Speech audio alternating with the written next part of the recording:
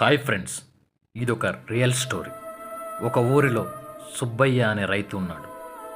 ఒకరోజు పొలం పనులన్నీ ముగించుకొని ఒక్కడే వస్తున్నాడు. అప్పుడే సరిగ్గా టైం అర్ధరాత్రి 1:37 అయింది. దూరంగా నక్కలరుపులు, దగ్గరగా ఎవరో ఏడుస్తున్నట్టు, ఇలా రకరకాల శబ్దాలు వినిపిస్తున్నాయి. అతనికి చాలా భయం వేసింది. ఆ భయంతోనే ముందుకి నడుస్తూ వెనక్కి చూసుకుంటూ చాలా భయపడుతున్నాడు.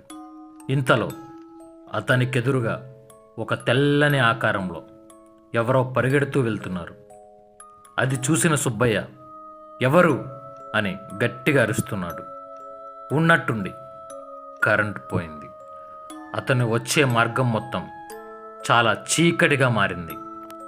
అతని చేతిలో ఒక లైట్ కూడా లేదు. అప్పుడే వెనక నుంచి అతని భుజాల మీద ఒక చెయ్యి పడింది. ఎవరా అని వెనక్కి తిరిగి చూస్తే తెల్లటి ఆకారంలో చాలా అతని చేతిలో ఒక ముసలాయన కనిపించాడు. సరిగ్గా